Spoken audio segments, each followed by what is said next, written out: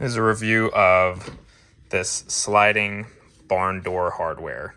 This is the track that the barn door will slide on. It does not come as a full piece. It comes in pieces, and you need to fit them into each other at this joint right here, and then add this hole that you bang in with a hammer and a wood block or a rubber mallet. I found that these cuts aren't precise. A couple of them fit in together nicely, and then this one, I had to sand down the edges just so it would fit into each other. The idea here is you put this track up on the wall, put a level on top, and then you mark the points and drill some holes. The directions it came with do not have words, just pictures. It's pretty straightforward, but something that it wants you to do, which I think is really dumb, in order to mount the track on the sheetrock, it wants you to drill a hole in the wall and then bang these wooden dowels it gives you through those holes and then screw the track into these wooden dowels. That doesn't seem to make any sense. These wooden dowels are just going to pull right through the hole you drilled. Maybe you could say that these wooden dowels will expand a little bit when you drill into them. I think what's more likely to happen is these split in half and fall apart in the wall and don't hold on to anything. Instead, I went to Home Depot and bought these. These are for drywall. Obviously, if you're drilling into studs, you don't need to use either of these things. But in the event that it's hollow behind the sheetrock, I think this is your better option. This goes into the drywall, and then your screw goes into that.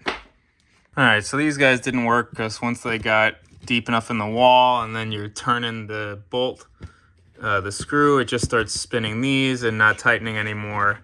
I tried the dowels and they did exactly what I suspected, split in half. Okay. One of the issues I just ran into is that this screw that it comes with is really long and this that I bought is not, so it's bottoming out in here at the end of here. I'm going to try cutting this off the end and see if that fixes the problem. I'm gonna try this now. I put vice grips on the ends of this, held it down with the socket, screwed this taut tight. Now it's gonna spin.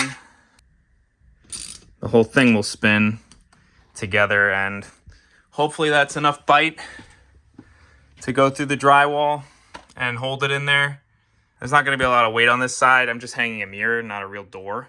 All right, so those two are in there. Are they locked in there? Nope. 1, 2, 3. Those are in a stud. That is solid. I realized with the nature of how I'm mounting this right against the wall and the chimney, I needed to put these stoppers on before I screwed it in. I swear these projects are never simple. I had to take the whole thing off to put those stoppers on.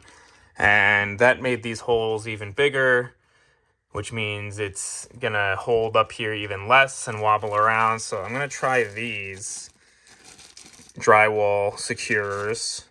They could also get from Home Depot.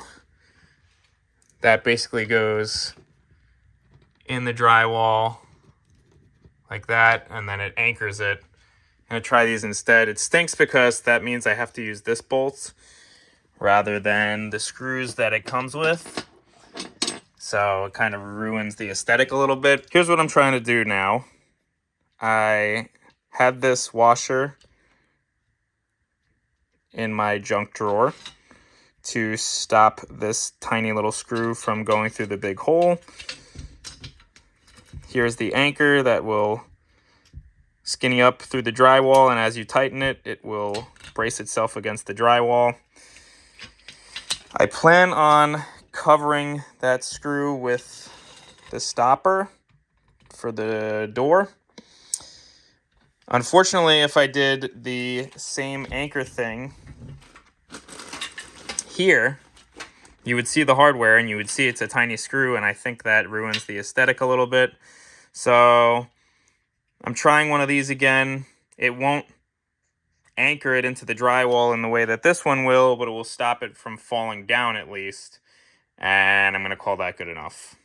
All right, it's up again. So there's a legitimate anchor at the end. That is solid. This one is basically for aesthetics and to keep it from drooping, but that's not held in by anything because the dowels they give are garbage and the solution that I tried didn't work. Those are in studs. And the plan is with this one to just take this stopper and put it right over it so you don't see it. There it is. It's up there. It's done. All I had to do was screw the wheels into the mirror. That was easy. Everything else was really annoying.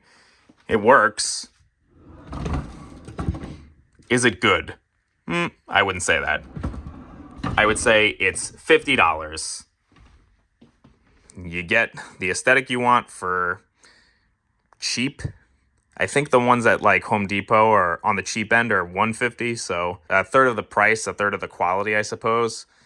The issue is that since this track comes in sections and not one piece, at these joints, it's not flush. There are these lips. So when you move the wheels across those lips, across those joints, they bounce.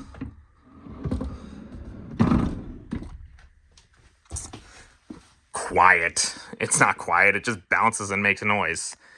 I don't know if I would trust a real door on this, considering it bounces. I mean, this is a cheap plastic mirror from Walmart, so works fine for me. But if I was going to buy this again, I wouldn't. It was a pain to put up those anchoring points.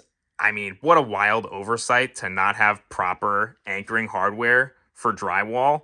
Of course, if you're drilling into studs, it's no problem, but what was their thoughts here? Use these dowels that break in half the second you screw into them? What? If I had no DIY knowledge, I wouldn't have been able to do this. I wouldn't say this is good, but I would say it's $50 and it's on there. And that's the best you're going to get.